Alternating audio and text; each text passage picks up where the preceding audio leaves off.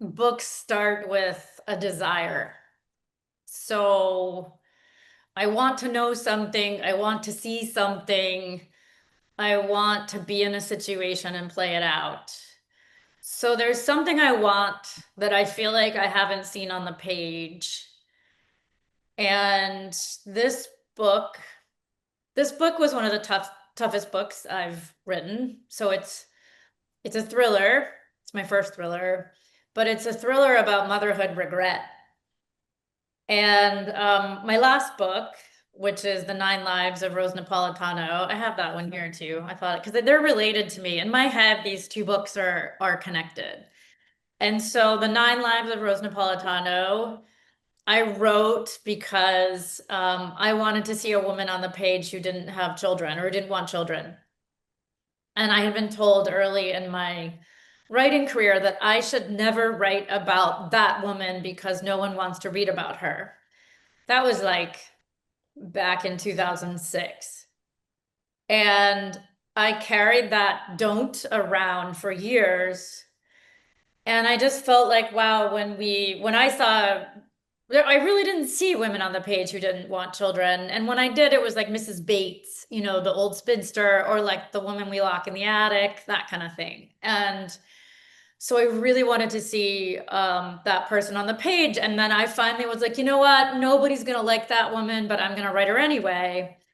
And I couldn't decide how to write that story. And because I had so many different versions of it I wanted to write. And then I just thought, what if I read all the versions? So that's where the Nine Lives of Rose Napolitano came from. And it hinges on, in some versions, she has a baby, in some versions, she doesn't.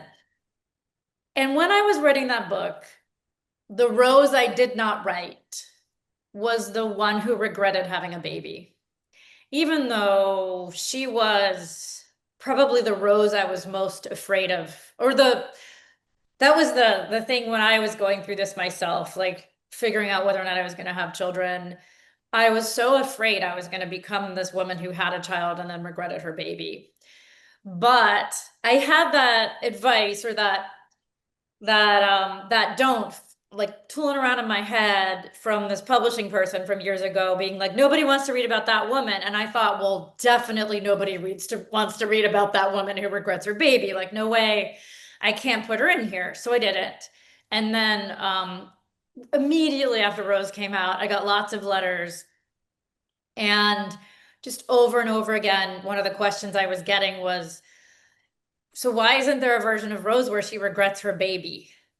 And I thought, okay, um, I need to like I should have had more courage. And because there are people out there who are really craving that story. And so for me, I do all sorts of things when I write a book. Like I go after a question that I don't know how to answer, or I go back to a world that I want to occupy again. And I just thought this is about facing one of my greatest fears and figuring out how to do it. And so I knew, okay, I'm going to do this. And one of the things I wondered was, how am I going to get readers to come along with me? How am I going to get readers to sympathize with this woman?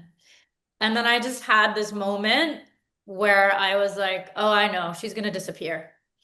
And so that's how the book started. But I kind of think of her one regret as the 10th rose. I love being in a book. Each book is different.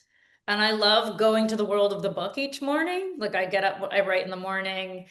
And so I guess I have to be really compelled by the situation to write the book.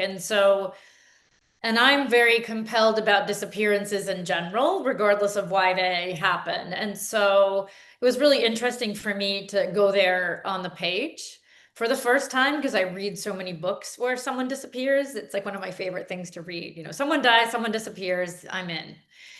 And so, I mean, I think what really compelled me, aside from how to make this work and how to get readers hang in, was I'm really interested in the collateral damage, I guess, of what happens when there's a crime or when someone disappears, when someone dies.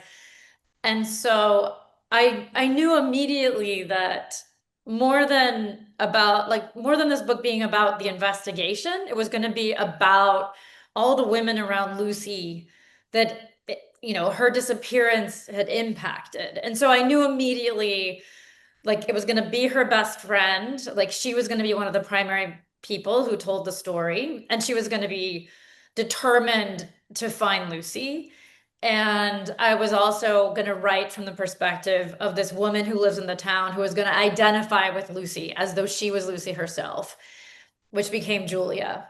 And what's interesting is I didn't add Diana, who's a retired detective, until later on. I was pretty far in the draft when I started thinking I need this other perspective, and Diana emerged. But I'm just really interested in the lives that go on, I guess, in the midst of all this. And also, I think I'm very interested in women who go to bat for one another when they feel like someone else has failed them or society has failed them. And so I knew that these were women who were going to go to bat for this woman who disappeared. And so it was exciting to me.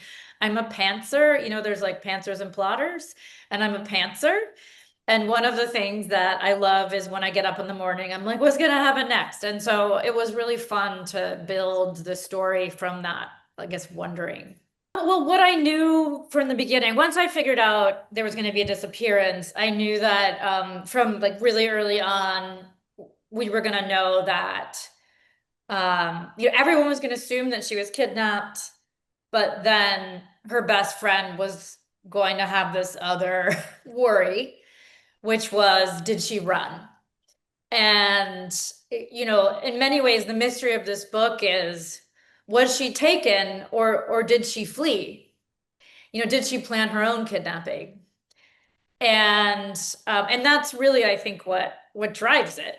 And all the fallout of that, like the public fallout of that. Like you know, at what everyone was going to decide about Lucy when they knew that she had said this out loud, that she sometimes fantasized about planning her own kidnapping to get away from her life.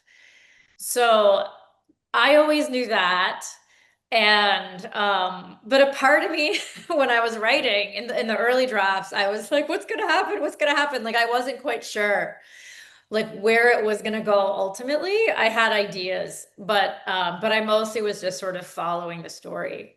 And you did research of a really unique talk a bit about the research you did also with this book, if you don't mind, in a sense. Well, I'm an academic, and so I'm where I've been I have my PhD. I've done sociological research for many, many years, and in general, I've focused on everybody, like both men and women, but I have especially focused on women and women's lives and the stories they tell. And I did a lot of interviews with right around when Rose came out with women who didn't want to have children and why, and then I interviewed some women who regretted having a baby.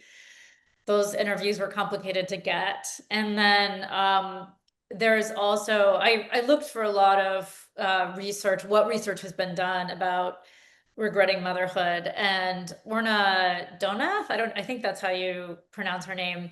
She wrote a book called Regretting Motherhood that I think is really amazing. She's a scholar, and she did a study where she interviewed women who regretted having children, and that book was really important. So she actually has the epigraph of the book. So, but one of the things that was very clear and that I wanted to like deal with in this particular book is that you know, Donna, she talks right away about how we don't even let women say that they've regretted a baby. If they say, I regret having a baby, we automatically respond, no, you don't mean that. Or like, that's not true. You know, we sort of just take the words out of their mouths and gaslight them. We tell them that they can't feel this way.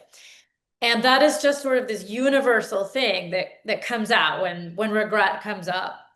And so I knew that I wanted to deal with that, I guess, in this story. Because it always really bothers me. Like, so when I was trying to figure out what was going to happen in my own life with respect to children, I had known my whole life that I didn't want to have kids, and then I married my ex-husband, and I told him up and down like a million times, like, don't go into this marriage thinking I'm going to change my mind, because everybody says that you'll change your mind. And I was like, don't do that. And then we got a couple years into our marriage, and he was like, do you think we can have a baby? And I was like, ah.